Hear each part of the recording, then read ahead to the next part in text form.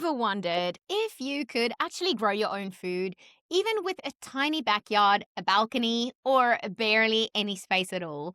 Or maybe you've looked at the produce section and thought, there has to be a better way than this with less plastic, less waste, and more connection to where your food actually comes from. You are not alone, and that is exactly what we're exploring on today's episode of Mama Earth Talk. But before we dig in, I've got something special for you. If you're ready to take that first step into a waste-free life, be sure to actually grab my Living Lighter, a practical guide to reduce waste. So I have made this course absolutely free, and I believe everyone actually deserves a starting point. So if you are ready to reduce your waste without overwhelm, you can actually go to our Living Lighter course. I'll post the link in our show notes as well. And it is basically a step-by-step roadmap to creating simple, sustainable habits that can actually last. Through those 5 inspiring modules, there's about 38 short, easy to follow videos, and you'll learn how to almost rethink what you bring into your life, reduce what you throw away, and make mindful swaps that truly makes a difference for you and for Mama Earth. You can find the links in our show notes. And let's start this journey together. Now, let's dive into today's episode. So, hi, Crazy Birds, and welcome to another episode of Mama Earth Talk, where we dive into real conversation about sustainability, share honest stories, and explore practical ways to reduce waste, go green, and live more consciously. I'm your host, Mariska Nell. Our guest today is someone who has turned small spaces into something truly powerful. She is the founder of Gardenerd, the ultimate resource for garden nerds everywhere, and the author of 5 books, including High Yields, Small Space Organic Gardening, and the novel Garden Variety. She grows 50 to 70% of her family's produce in less than 300 square feet. She teaches organic gardening classes in California and reaches gardeners all over the world through her top-ranked podcast and YouTube channel. Crazy Birds, without any further ado, I would like to welcome Christy Wilhelmi. So, Christy, welcome to the podcast. Thank you so much. I'm excited to talk with you. Me too. So let's dive right in there and let's dig a little bit deeper into how did your sustainable journey actually start? It was, it's funny, when I was back in college, I learned about this thing called Earth Day, and I thought, oh, this is the first one. And that was in the late 80s, and I felt stupid when I found out that it started the year I was born in 1970. But I was really excited about all of that. And then the more I learned about our food system, the more I wanted control over it. And I became a vegetarian more than 30 years ago. And that sort of was the connecting point to gardening for me and sustainability in general. Wow, that's such an interesting journey. And I mean, you have created something really cool. And I absolutely love the name. I had to read it twice to actually oh, I get you. And that is Gardenerd. I don't know how you fully pronounce it, but Gardenerd. Gardenerd. And you kind of built that into this whole ecosystem. So you've got books, you've got a podcast, a blog, a YouTube, you do consultancy, classes. I don't know if there's anything in that eco space you do not do, but did you ever imagine it actually growing into all of this? Not really. I mean, I started Gardenerd as a platform for me to become an expert in gardening so that I could get my own gardening show, because my degree is in theater and dance, and I wanted to have a show. And it turned into this other world of doing stuff and sharing information because people were like, "Oh, you explain things really well." So I was like, "Okay, I'm going to do that now." But I haven't stopped. The pull to have a gardening show has never left me. And I have pitched a show to PBS, SoCal, and I got a letter of interest from them. So now I'm looking for funders to underwrite my new gardening show centered around community gardens. I love that, and we are definitely gonna manifest that with you. So Thank anyone you. that maybe have some connections or anything there, please, reach out to you. And Love I that. mean, that kind of brings us to, your mission, and that is to really empower people to grow their own food and also reduce waste, like one garden at a time. Why does that one garden at a time framing matter to you? Well, I think it's really easy to feel overwhelmed by that feeling of hopelessness, about what we as individuals can do in the world. And for me, unless I focus on what I can do personally to change my local community every day, it feels hopeless. And so, one garden at a time is that one foot in front of the other approach to bringing change to the environment right around us. And I feel like it spreads after that. Yeah, definitely. It's like almost like that ripple effect. The more ripples you can get, obviously the bigger the effect will be. Like, just for our listeners, before we actually hit this record button, we were talking about food here in the UAE because I'm based in Dubai, you're based in California.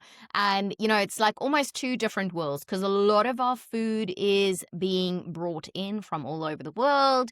So sometimes if there's supply chain issues, it means you might not be getting blueberries for, the next couple of weeks or something. And that really just like shows you also how much of our food is actually, not really grown locally. And the more like almost like independent you can be on your food, the more like security you have over that your own food that you grow. And your family actually grow 50 to 70% of your own produce, and that is under 300 square foot that you've got, like, managing in your own garden. What's the single biggest mindset shift people need to make to believe that that is actually possible? So I spend a lot of time sharing information specifically about what's called biointensive gardening methods. And that allows people, it's basically an umbrella term for growing a lot of stuff in a small space. And it uses less water, less land, and less energy and time and effort from us, and less labor than conventional gardening techniques. And so that's where I'm focused on helping people shift from the mindset of traditional conventional agriculture, where there are long rows with lots of space between the rows and watering the whole area with overhead irrigation, to something that is more biointensive, smaller, compact, and more efficient. So that's my method that I'm helping people learn. I love that. And where can our listeners actually go and see photos of your garden? I'm just like wondering, how does that look like? 300 square foot, you grow so much food. Yeah, sure. So I mostly grow in raised beds, and I'm always posting photos. Every other Wednesday, I post a blog on my website called A Wordless Wednesday, which is something that started a long time ago. And it's just like, here's what's growing on at Gardenerd headquarters. And so you can see what's happening. And a lot of times it's close-up pictures, but I do have pictures of the whole garden. I have raised beds. And to be completely honest, I don't count the pathways in between the raised beds because I'm planting biointensively in those raised beds. We have a lot of lead in our soil, so I don't grow in the pathways. But there's, between the beds I have here at my house and my community garden plot, it's under 300 square feet of growing space. And Wow. we're utilizing it as best we can. Yeah. And you kind of mentioned the lead in the soil that you've got. So did you do some testing and then kind of found out, oh my gosh, we cannot grow Yeah. in this?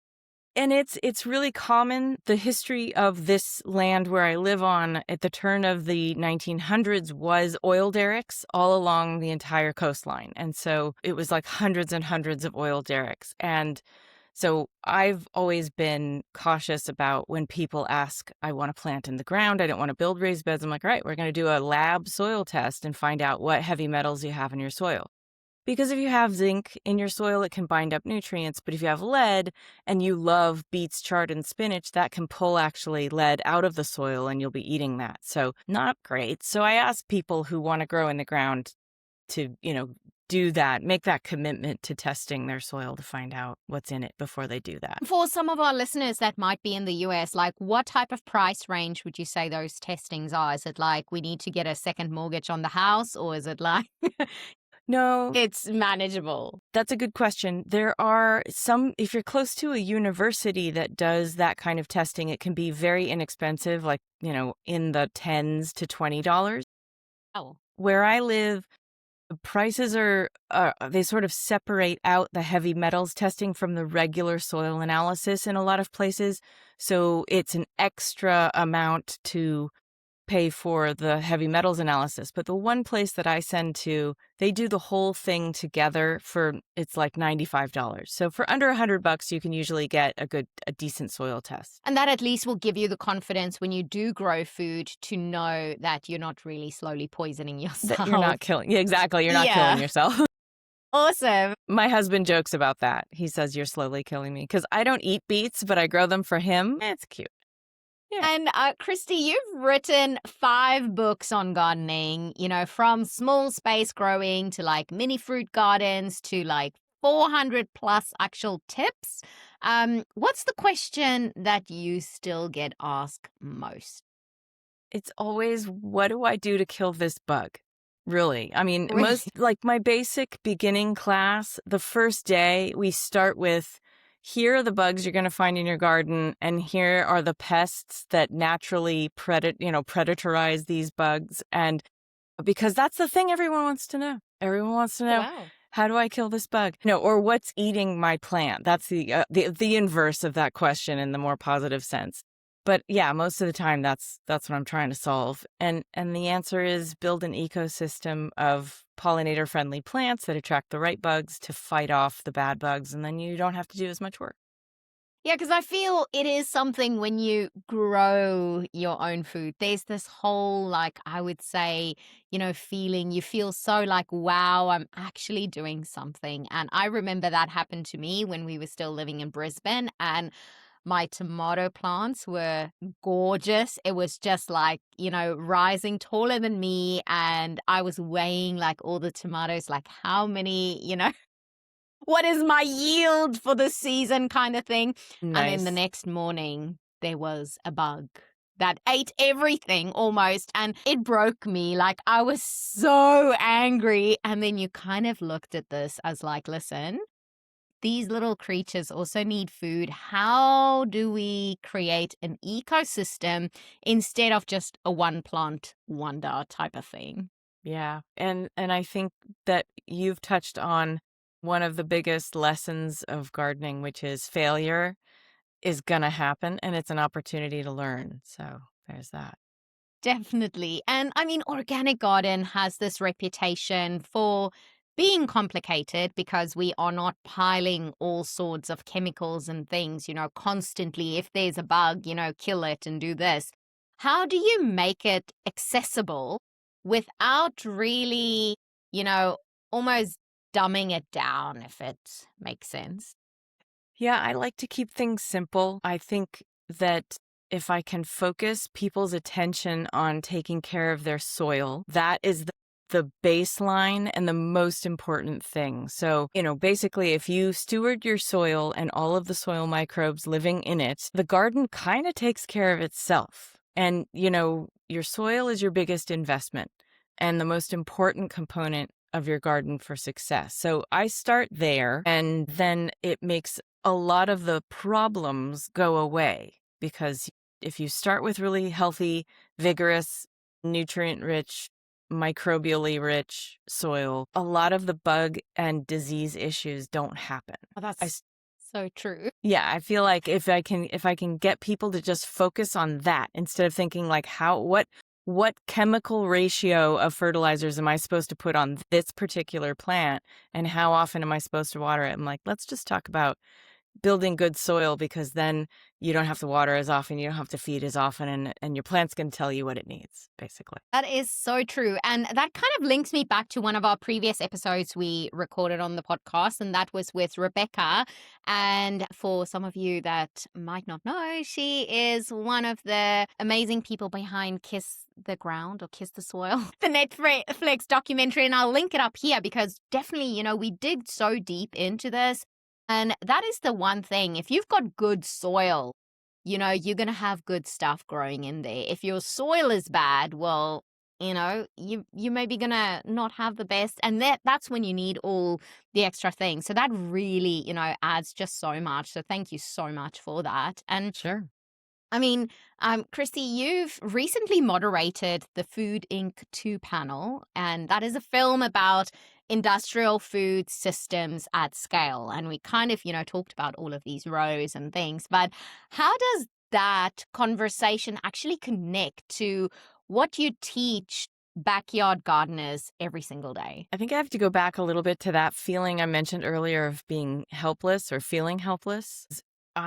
There was a lot of what the film Food Inc. 2 is the sequel to Food Inc., which came out 17 years ago. Wow. Yeah, it doesn't seem like that long, but it was that time. It was one of the first of those documentaries that told us all what's happening to get food to our plates. And I think for me, I try to encourage people to put their money where their mouths are. Buy organic, grow organic, buy organic gardening products, etc., and vote, of course, for people who want to change the farm system, because that's the hardest thing to do. Here in the US, the Farm Bill rules everything and nothing changes if that doesn't change. So it's something that takes, it's a Sisyphusian effort, people trying to push that rock up the hill to try and change this giant animal that is really, really hard to change. So when I know it feels like it doesn't relate to backyard gardening, but it really, what we do buy, what we're not growing in our gardens, makes a difference. Like where you put your money, it sends a message so much. I think that also brings to like the health, of us as humans, because you actually are what you eat. So if you are eating crap that is grown with all of these chemicals, well, maybe you're going to support some of the I don't know, pharmaceutical companies because that's what you need in the future. But if you actually eat healthy and you grow this healthy food, there's just so much upside to that. So it is like, I feel it's like this whole system and every single thing is connected. And, yes, growing your own food and making sure that, where you actually know your farmer, where your food is coming from, if you don't grow yourself, that is a massive, massive key into living a good and healthy life, because you're not going to have as many health issues. And yeah, it just like kind of has this whole chain going.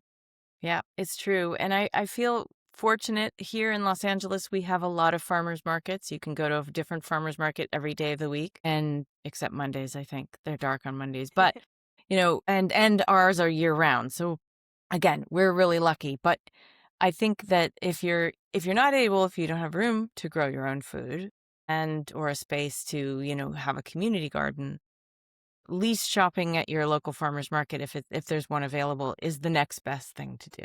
And do you think like home gardens can genuinely like move the needle on the food system change, or is their power more like a personal than political? In a way, it's kind of both. I think there are a lot of ways where, like I said before, when you put your money where your mouth is, that demand determines supply, because they do listen to that, economically speaking. But for most of us, it's a chance to step out of the food system and create our own ecosystem for a better life and future, kind of like what you were mentioning a minute ago. That it has such an effect on us physically to be out with our hands in the soil, and emotionally and mentally it has benefits too. And then we have to vote for the right people to make the changes that we can't do ourselves. Yeah. And I feel that is also so important, that educational part as well, because the last thing you want is when you ask a young child, like, oh, where's our bananas coming from? And they're like, oh, from the store in a plastic bag. You know, like, if they don't know how our food is grown, then I feel that is also kind of part of the problem. So education is such a big key of that. And, so you actually garden at your local community garden, and it has inspired two novels as well. What is it about that shared, like a space that is, private garden that you can actually like replicate? I think community gardens, well, community is really the word. It's this melting pot, at least my community garden is, and I know many of the others around me are too. It's this melting pot of different personalities and people with different levels of knowledge about gardening. So you learn from everyone around you. And it's in a way, I think, better than having just your own garden at home, because you're interacting with diversity on every level, and diversity is the key to survival. So community gardens are great for that. What is one of the things that you've actually learned about human nature, from watching people garden together? I hope I don't offend anybody by saying this, but I've witnessed a lot of people who take the approach of like, I'm going to hack this or biohack this or whatever it is to outwit nature in some way. And it's cute to watch them come around to this place of like, wow, you can only spray so many things on a plant before you don't want to eat it anymore. So in my book, nature always wins. And I like watching people realize that and become more comfortable with that reality. That is so true. And I feel, even for me, I got one of those almost like I thought it was going to be a hydroponic system. And then it was actually just a subscription model, because every 6 weeks you need to buy a little new thing. And I was like, no, what did I Right. get into? Yeah, I think the best example of it is that drives me absolutely crazy are those indoor composters that I'm just like, oh my God, these things are garbage. Don't buy them. Don't waste your money. And they cost a lot of money. And they basically turn it into potpourri, as one of my friends calls it, potpourri. It just dries it out. It doesn't do any composting. There's no active microbial life in there at all. It's just Oh ridiculous. my So, gosh. yeah. I'm guilty of that, because I got one of these composters as a gift and I thought, wow, this is amazing. I'm going to do this. And then I was like, this is living in an apartment. We don't have a balcony. And so I was like, wow, this is amazing compost. I am going to put it on all of my indoor plants. So Hmm. I did. And yeah, a couple of weeks later, we had all of these ants everywhere. And I was like, Yeah. what is happening? I mean, one of my friends are like, did you use one of those machines and just dried your food and now you're rehydrating it with water that you're adding it? And I was like, yeah, I thought it Yeah. was compost. So I learned the hard way, because I actually had to get rid of all the plants because I could not get rid of the ants. And they were everywhere. You would put your phone down on a table and you would pick it up and you would just see the ants. So test what you're going to do before you actually do it. Like, find out, do your research, because, yeah, I Yeah. learned the hard way. So now I have a service that actually comes and picks up our compost, because I can't do it at home. That's And wonderful. yeah. So the Yeah. things that you kind of learn along the way. Yeah, gardening is humbling in so many ways. You think, I mean, you can never know everything, first of all. You can never learn. I've been doing this for more than 30 years and I'm still like, huh, yeah, that's new. So it's great. You can never stop Yeah. learning. Yeah. And I mean, you've written gardening guides and you've also written fiction. So these are two totally different crafts. Which one do you feel challenge you? Fiction is definitely harder for me. Gardening books for me are just a matter of organizing the facts in a way that help people learn. And I can do that with my eyes closed. But fiction, you have to create believable characters and give them story arcs and throw them under the bus. And I have a really hard time killing my darlings. Yeah, because you know, there are writers out there who are really good at chasing their characters up a tree and then throwing rocks at them and then getting them down, which is the story arc that you're supposed to create. That's a metaphor for the story arc you're supposed to create for your characters. I'm not as comfortable with that. And so I enjoy the challenge. Yeah. Oh, that's great. And I'm looking forward to, linking up all of your books and everything for our show note in our show notes as well, so our listeners can go and check it out there. And garden variety is as much about community rallying together as it is about growing food. And how did the garden become like that perfect setting to actually explore these like human themes for you?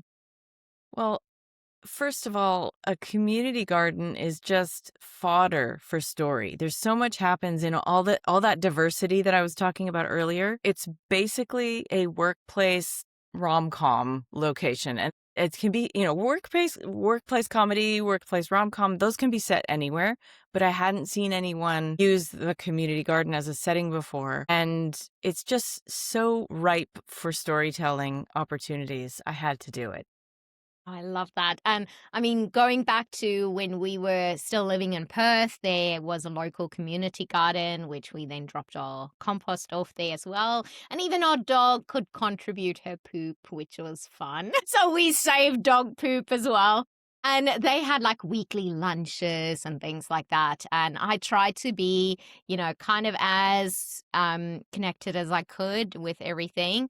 But yeah, I mean, the stories that came out there, it was like, you could just like switch on the TV and it's like a series and you can hear all the gossip and it's like gardening and gossip. So Mhm. it's like two things, some people absolutely love. So yeah, gold mine of stories. Yeah, it's really there's a lot to offer after, especially having been there. I'm in my 28th year in a community garden, so they're still rolling out the stories. I love that. And so, Bolting to Seed is your cozy mystery, like coming in June. So it's filled with drama, infighting, and a locked garden gate. Like, where does this dark attention come from for someone who clearly loves gardens and peaceful spaces? Right, Bolting to Seed, so that's the sequel to Garden Variety, and it's a little bit darker. Because it dives a little bit deeper into some of the characters' dysfunctional personalities and the relationships that are going on there.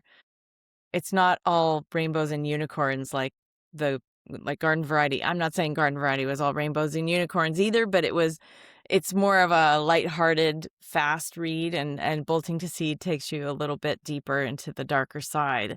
And of course, then a body turns up in the shed, and so there's built-in tension right there. So Lizzie and the eclectic cast of characters that are in the book have to figure out who done it and with what and where and all of that stuff. And do they at any point want to compost the body? Because it is a gardening club.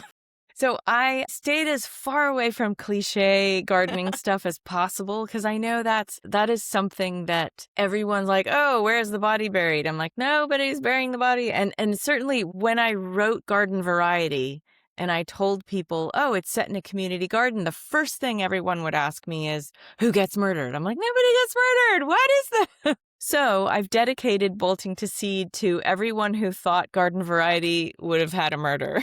So So there it is. And yeah. now everyone can figure out while they read what has happened. And yeah, that sounds so fun. Can't wait for it to actually be released.